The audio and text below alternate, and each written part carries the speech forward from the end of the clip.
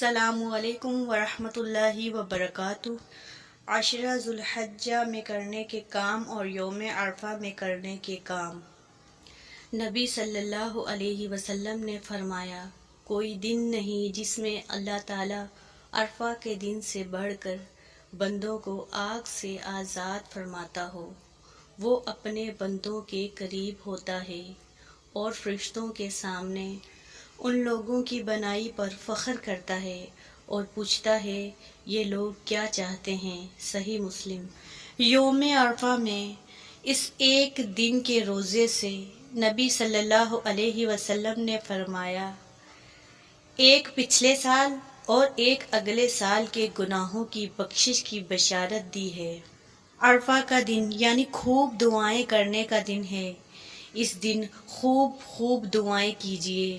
بادشاہوں کے بادشاہ کے لیے کچھ دینا ناممکن نہیں، اس لیے جو چاہے مانگے، اس کی عطا اور بخشش سے مانگے، اپنے لیے مغفرت ضرور مانگے۔ پیارے نبی صلی اللہ علیہ وسلم نے عرفہ کے دن کے لیے یہ کلمہ بتایا ہے، لا الہ الا اللہ وحدہ لا شریک لہ، لہ الملک ولہ الحمد وہو علی کل شیء قدیر۔ عشرہ ذوالحجہ میں اشراق کا اہتمام کریں، کیونکہ دن کو ضائع نہیں کرنا، جتنا ہو سکے کمائی کرنی ہے۔ تمام نمازوں میں جو سنتیں ہیں یعنی 12 رکعت ضرور پڑھیں، اس پر جنت کا محل کا وعدہ ہے۔ لوگوں کے ساتھ اچھا سلوک کریں، اپنی زبان کو نرم رکھیں، اللہ کے بندوں کو تکلیف نہ پہنچائیں، اور تہجد پڑھیں۔ اگر لمبا قیام نہیں بھی کر سکتے، اگر زیادہ رکھتے نہیں بھی پڑھ سکتے، مختصر ہی صحیح لیکن پڑھ لیں۔ چھوٹی چھوٹی نیکیاں بھی ضائع نہ کریں۔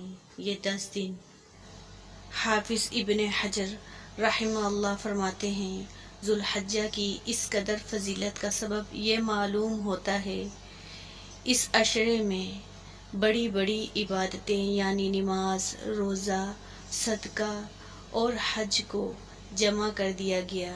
اللہ تعالی ہم سب کو 9 ذوالحج کا روزہ نصیب فرمائے اور ہمارے اگلے اور پچھلے گناہ معاف فرمائے اور ہمیں نیکی کرنے کی توفیق عطا فرمائے۔ آمین۔